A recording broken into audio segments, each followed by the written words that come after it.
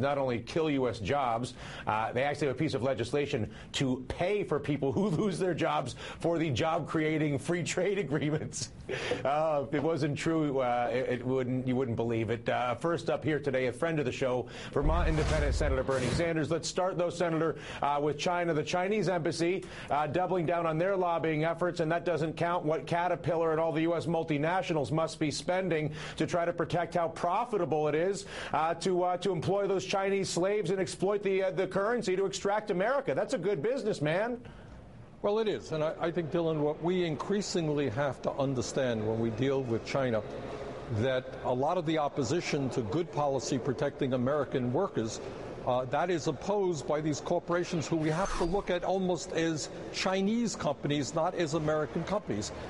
Ever since the passage of permanent normal trade relations with China, we have lost millions of good-paying jobs. In the last 10 years alone, we have seen 50,000 factories shut down in this country, over 5 million manufacturing jobs lost, and many of these jobs are going to China, to Mexico, to other low-wage countries. Compliments, obviously, to the Senate for having the courage to engage this. It's also, I imagine, politically popular, which makes it easier to pursue. I think the American people will take whatever they can get. Where's the president and where's the House on this? Well, I hope the president will be supportive. I think it's a step forward in understanding that our trade relations with China has been a disaster and it's got to change. But we have got to go a lot further than just the currency exchange issue. The whole basis of permanent normal trade relations with China is flawed. We have lost, according to the Economic Policy Institute, in the last 10 years, almost 3 million good-paying jobs, which takes us to the debate right now on the floor of the Senate, and that is the continuation of these disastrous trade policies in terms of Korea, Panama, and Colombia. Yeah, and my view, very strongly, Dylan, and I think you just said it a moment ago, is they got a failed trade policy approach. Why continue it? I feel like any American, all an American needs to know about these so-called trade deals or free trade deals is that in order to pass them, that the House is requesting a bill to replace displaced workers using U.S. tax money. So if they're selling the American people trade deals to create jobs, why is it that we need to pass hundreds of millions of dollars in subsidies to employ people who are losing their jobs to trade deals? Well, that is a very good question. What really bothers me is, I have been through the NAFTA debate, voted against it, through the Chinese debate, voted against it. It's the same old crap. It's coming back telling you how many jobs it's going to create. Nobody believes it. The function of unfettered free trade, our trade policies of today, is not to create jobs in America, but it is to allow corporations to shut down in America, go abroad, hire low-wage labor, and bring those products back into this country. You touched on an interesting point a moment ago, Dylan, that needs a lot more discussion, and that is with Korea trade agreement. As bad as that is, an element of it is that the South Korean companies are doing business in North Korea, where people are living in horrendous lives under a terrible dictatorship. South Korea companies do business there. They're going to manufacture products in that country for literally pennies an hour. They're going to be supporting the dictatorship there.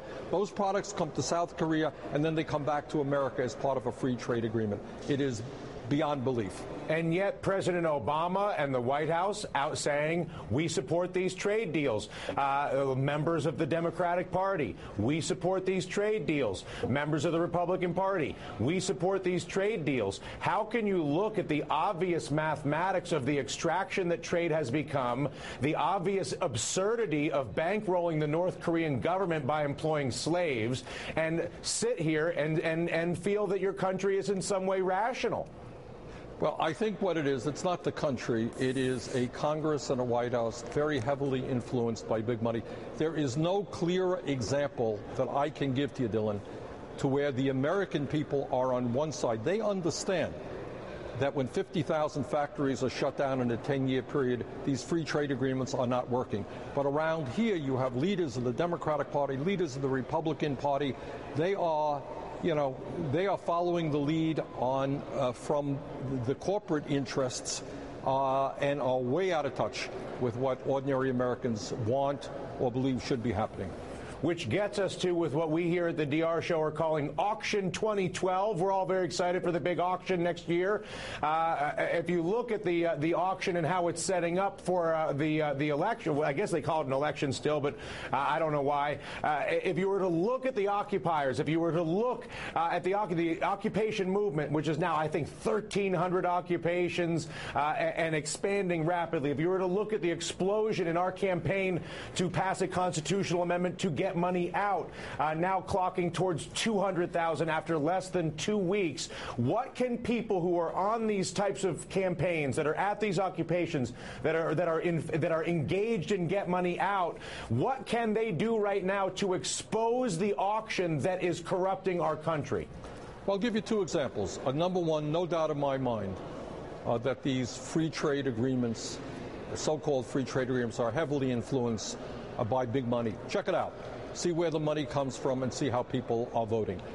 In terms of Wall Street, you have another example where the big money on Wall Street, which caused this recession in the first place, is now lobbying and spending huge amounts on campaign finance, contributions to candidates in order to dilute the already weak Dodd-Frank bill. So if you want examples of money and the influence of money in policy, look at what's going on in terms of Wall Street, look at what's going on in terms of trade, and the examples are very, very clear. So I think people just got to keep up the pressure and tell members of Congress that they're there to represent ordinary people and not just big money interests. Yeah, it'd be an interesting thought if we had a few 100,000 people publishing expose the auction journalism every day at the fundraisers and at the trade agreements, not to mention at the occupations. I can't imagine that it would hurt.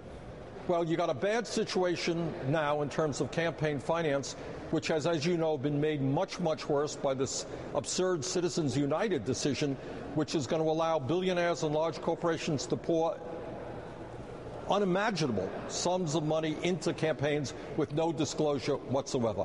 So you do have a democracy now which is under severe attack by big money interests, and that has got to change. At least we've got the right slogan for 2012, Senator. Auction 2012. Tell your friends the coverage is coming. 94% of the time, the one with the